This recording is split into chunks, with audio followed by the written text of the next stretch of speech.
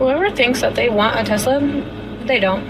It's the worst mistake of my life. I've had it for like, I don't know, like a month or two. And I literally have to charge it at a charging station every single day because I don't have a charger at my house. I'm f***ing over it. Drive a Tesla from Oregon to Arizona, they said. It'll be fine, they said. This is me every 2 hours. Do not buy an electric car. I'm just gonna vent a little bit right here. Electric cars are good for tooling around town, but forget going on any trips with these. It took us 8 hours on a 4-hour trip to get to Indianapolis. The things are broken, charging stations are broken. We went to a charging station that was broken, so we're like, oh, we'll go to the next one, which was at a Nissan dealership, and buying a Nissan, they said you could charge at their places, but guess what? When we got to Nissan dealership, it was broken too. So where did I end up? At a Hyundai dealership. Charged there, did a fast charge. It took like 30 minutes, got it fully charged. We drove for, 120 miles, got to the next Hyundai dealership, got on the expressway again for about 120 miles. We get to the next location. Nissan here does not have a liquid-cooled battery. I didn't know that. No one told me that when I got this car. But they have an air-cooled battery. So that means if you do a fast charge and get on the expressway and heat that battery up, so eventually when you get to a next fast charger, it will not charge it fast at all. It's very hot. The battery is so hot, it won't take the charge. All right, today we're going to hear about people having regret for buying an EV, an electrical vehicle, whether they've taken accountability. Some of them do. Please share your real stories in the comments of why you bought an EV, what you thought about it, what you think about it now, and did you do the research? Boy, I tell you what, do not buy an electric car unless you can afford $8,000 or so to have a supercharger put into your home garage. I don't have a house, so that's not even an option for me. But I went to go charge my car, and there was one guy waiting before me, so cool, I wait. And I see him get out, and he's talking to this other guy, and this guy is saying how one of the cars has been there fully charged, and the person is nowhere to be found. I sat there for 20 minutes until this lady finally came to get her car. And then I had to give her the business. I think I was pretty nice, no cussing, but no consideration for other people's time whatsoever. And she gets there and she's like messaging on her phone. And I was like, you need to get in your car and go. You need to be more considerate of people's time. This is absolutely ridiculous. Now, on this one, I'm going to need some help from you guys who do own electric cars. Now, I do understand that you can have chargers in your house, but can you have superchargers? And be very grateful if you never have to replace the battery, because there's the price right there. I gotta keep it real. I think I'm over this EV. I just got off work. Been at work since 5 this morning. Well, 6 this morning. I have to now detour to charge this dumb shit. I'm stuck here. And look how much cars are waiting to charge. Why is there not more charging stations, dude? And I'm stuck here because I don't have enough battery to get home. And the car takes forever to charge. The F-150 Lightning, Wall Street Journal reported this week that Ford is likely going to cancel it. Ford has not communicated this. They have not confirmed this. But, you know, a story like that at Wall Street Journal is pretty well sourced. But boy, the electric truck didn't last, did it? Ford Lightning owner Tyler Hoover. So I bought it and I put a Model A pickup truck on a trailer, aluminum trailer, very light, and just tried to tow it 30 or 40 miles up and back on a full battery. And it is in wintertime. It almost didn't make it, not even 100 miles, towing a very light load. And I just made a video talking about it and saying this doesn't make any sense for any kind of use for anybody using a truck.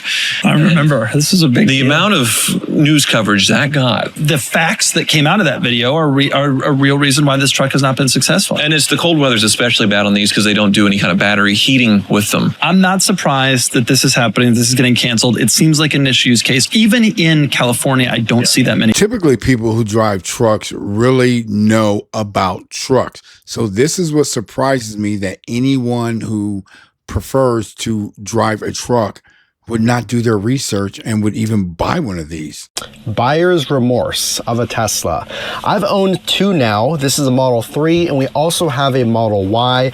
Let me tell you some buyer's remorse, some things I regret not knowing. Well, I had no idea how much it cost to install a charger or my options at home. Most people charge at home. If you can't, there's plenty of superchargers. The cost is going to vary depending on the distance away from your electrical box. And that is because the cabling that they use is expensive. And the further away you go, from where you install the charger from the box, the higher the cost. So that's assuming everyone does have a house. What about people who have condos or apartments?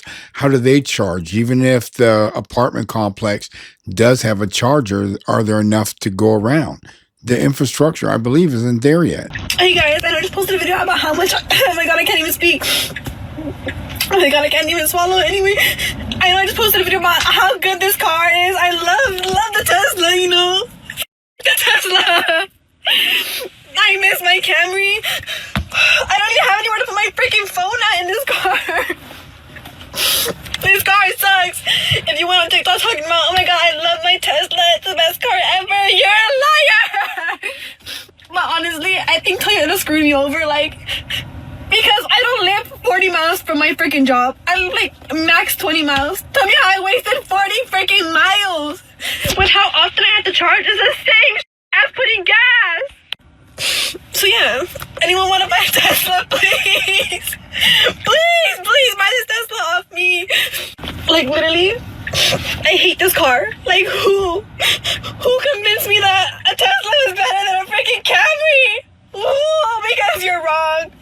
This car sucks. It sucks. And honestly, I was trying to gaslight myself and make myself feel like this is like the best car ever just because I really wanted it. And it's like so pretty looking, but it's so bad. Like I don't understand. Like who genuinely likes their Tesla? What? As I said in the beginning of the video, she does have regret. She seems like she's taking accountability. I don't know if she's aware, however, that her resale holds little value. One fun fact talking about EVs, we don't have this in here, but Tesla announced today that in California, sales were down 24% in Q2, year over year. Which brings us beautifully to the Mercedes-Benz story, which I want to go back to this in a second, but Mercedes-Benz announced this week that they're no longer going to sell any of the EQ products in North America. This isn't global, but in North America. And they produce the SUVs in North America. So they're going to export vehicles that they build in the US to other countries that might be interested in buying an EQE SUV and an EQS SUV. They will. Anyone who's ordered one that's supposed to come in before September is still getting it. So the 6 of you listening that maybe fit that scenario, be rest assured. However, they're going to stop. It's like Jaguar. They're just going to take some time off and let's see what happens. The truth is, no person has ordered one, but there are still tens of thousands of orders flooding into dealerships that the dealerships do not want under any circumstances. I go to these Mercedes-Benz dealerships and they've got EQ products parked on any surface, any flat surface they can find. I mean, it's like a disaster. So many automobiles staying dormant on dealer parking lots, especially EVs, and they still don't lower the price significantly. And do you know the thing about Mercedes drivers? We've all heard this. They won't say, hey, their car. They'll say, my Mercedes. Sounds cringe. Stop doing it. So this guy went to insure his Cybertruck and he was quoted $400 a month. And then he was told he was underquoted and the person who underquoted him was fired and it was actually supposed to be $800 a month. He was like, you mean $800 for 6 months, right? And State Farm said, no, $800 per month. So you'll be paying $9,600 per year. Someone else chimed in and said Geico dropped their Cybertruck coverage completely and now they're paying $600 a month with Progressive. Another person said that Progressive refused to cover their full self-driving, which is like a $6,000 purchase in the event that their Cybertruck was totaled. A company called Hanover Insurance is dropping the Cybertruck completely, including for people that have had 0 accidents ever. They said that we are unable to adequately rate and underwrite this vehicle. Also, it looks like Geico is now refusing to cover the Cybertruck at all and has terminated all existing Cybertruck policies, saying it doesn't meet our underwriting guidelines. You guys can say what you want in the comments about the Cybertruck. I can't, but please, Ask your insurance company before you buy an EV what the price is going to be. Get your quote. If anybody needs to be defluenced from buying an electric vehicle, let me tell you how much my tags are. I'll give you a second to guess. Whatever you guessed, probably wrong. $560. The electric vehicle tags cost more than the regular gas tags. It's because when you fill up your car with gas, embedded in the price of the gas is gas tax, and that tax goes towards the roads. So to make up for you driving your electric vehicle on roads without paying your fair share of gas tax, your plate renewals are much higher. Much higher. If you have the stomach for it, next time you're at the pump for your gas-powered vehicle, look how much you're paying a gallon for state and federal tax per gallon. Well, if you are like me, one of the suckers that bought an electric vehicle, well, bad news for you. The whole EV market has crashed. I lost nearly $40,000 on that car right there, and you might be in the same situation if you bought yourself an electric vehicle. Well, coming from the mouth of a guy that drove across the country in an electric vehicle, what happened is the infrastructure just isn't there. I have so many videos on that. That's not what this video is about. This car was worth a ton of money when I bought it. It's more expensive to buy an electric vehicle than an internal combustion engine vehicle because it's more expensive to build a car like this. And unfortunately, it comes with a lot of headaches as well. Now, you don't have to go buy a premium vehicle. You get a Chevy Volt, which is an also electric car. Nevertheless, the charging infrastructure outside of your own home is really, really difficult. And it's not as reliable as one would hope it had been, and it's not. And sadly, people are starting to realize that it's just less expensive to go buy myself a gas engine Audi than it is to go buy myself an electric Audi or an electric Chevy or an electric Ford. So much so that Toyota has said it themselves that they don't even want to build all electric cars. They go hybrid. And obviously some of you can walk right in the dealership and pay for the electric car for cash. But what was the reason that you chose that over the gas-powered car? There is no used car market for EVs. We as salespeople, Tesla included, need to do a better job of explaining to people that when you buy an EV, you have to understand that the market on it, when you trade it in or try to sell it privately, is not going to be there. EVs are the only vehicles where what KBB is saying, what Edmunds is saying, what all of those online trade value things are saying is not real because they don't sell. A 5-year-old F-150 still has a 36-gallon tank. Doesn't work the same way for an EV. 5 years later, that battery might have lost 25% of its life. I get it. It goes against everything we were taught, but we really are shooting ourselves in the foot when they come back and try to trade it, and they're shocked that they're not even at half what they paid for the car 2 years later.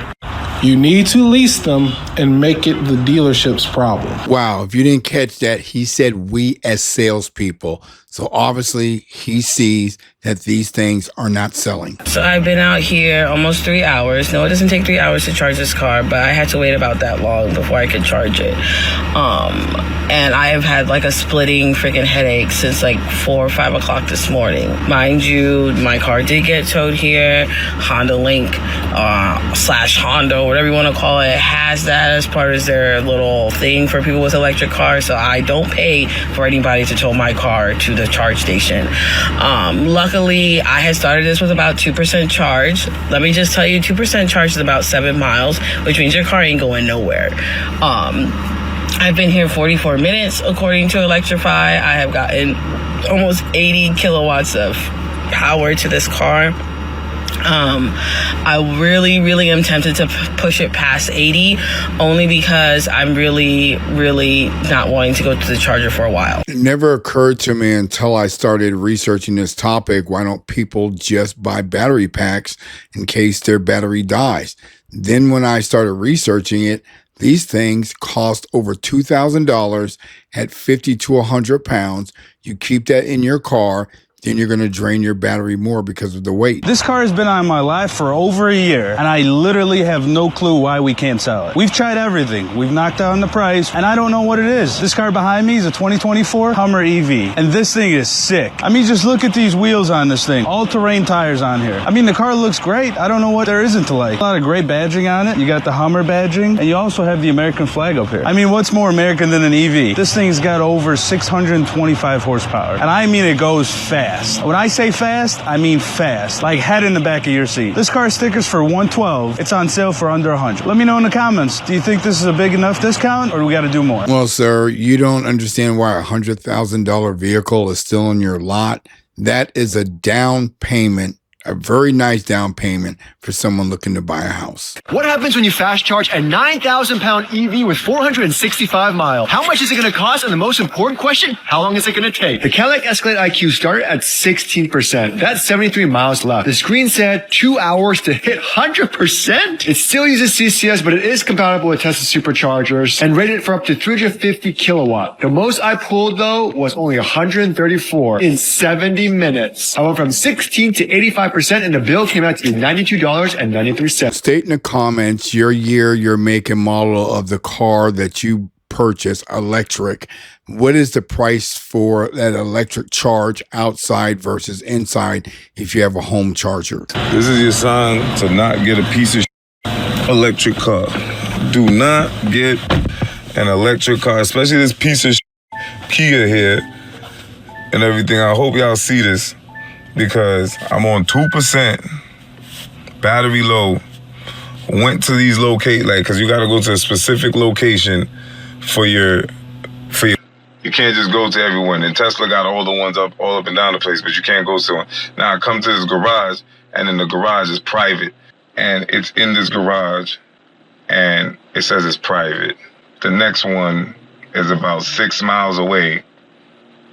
And here I am on 4 miles. Not everyone has horror stories about their EV. If your EV is doing fine for you, then that's good. That's what I want to hear.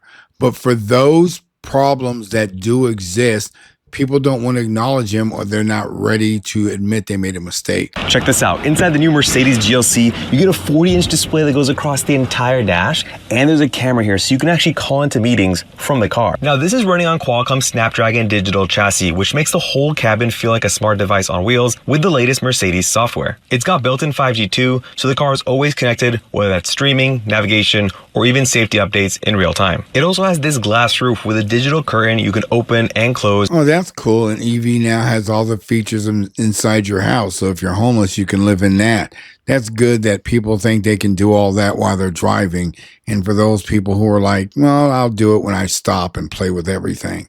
Well, just go to your destination. A new study says that nearly half of electric vehicle owners are likely to switch back to gas. That's 46% of U.S. electric vehicle owners are leaning towards switching back to traditional gasoline cars. That's according to the McKinsey & Company survey. Respondents spanning the globe presented a wide range of reasons for switching back, with many saying charging was an issue. 35% cite that public charging infrastructure was not up to par, while 24% stated they could not charge at home, and 21% noted that they worry about charging was just too stressful. For reasons unrelated to charging, 34% reason total cost of ownership were too high because insurance is higher, and 32% cited long distance traveling was impaired by these vehicles. If you love your EV, then you should keep it. Whatever makes you happy and makes your life better, if you can afford it. This is for people who are unaware of the practicality or the affordability or the problems that they're going to have. This is a PSA for anybody considering getting an electric vehicle. Don't. Just don't. That's all I can say. Dumbest I've ever done. Worst decision I've ever made. Pay $1,500 a month for a car that I can't drive because I'm never charged. Because this is modern day Hunger Games. This is Hunger Games. You have to wait for 2 hours to get a charge. People are quite literally fighting at chargers. They're always broken. The infrastructure for these cars is non-existent. I would rather pay $200 for a tank of gas than to ever have to waste my time doing what I'm doing right now. I want to file a class action. I think we should all get together and sue these. I'm suing everybody. Suing everybody. Electrify America, ChargePoint, Mercedes, Elon, just because he's weird. All you guys, give me gas. Let's go back to the normal times. Don't get an electric vehicle. I can't state the charge time from 0 to full because every make and model is different, but this is what society asked for. They asked for the future. Future's here. I'm back at it again. This time, we're charging from 20%. I've been there for 62 minutes, and I'm at $20 almost. with 73%, it says gonna stop at 80. I don't have time for this though. I don't have an hour every day to charge my car. This is why you own another vehicle. I got home last night, I forgot to plug my car in. So it's like 60 miles right now. There's no charge on it. Reason 3,469 why I do not suggest getting an electric vehicle or why I hate my electric vehicle. I have a 2024 Kia EV9, the GT line. And the reason for today is the fact that I forgot that I needed to charge yesterday. This is the shitty thing they don't tell you about electric cars. When you want to go ahead and charge it, you have to wait at these public charging stations. They all don't actually charge at 350 kilowatts like this car is rated. This is the Ioniq 6. And you have to wait. And these cars are going to take a long time. We're just sitting here. We're behind an ID4 who needs to wait. And now we're just waiting in here. I don't know how long this is going to take. So here's the 411, okay? I went out and bought this thing for $150. There's a little connector here so I can utilize the Tesla charging station connector, which is a totally goofy looking one right there, and it fits in that. But I called up Tesla, and what they told me was I can't charge here. I don't have a Tesla.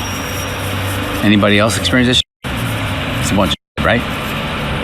Frustrated. Because of my over 2 decades in finance, I do a lot of videos when it comes to financial awareness. I do some for entertainment.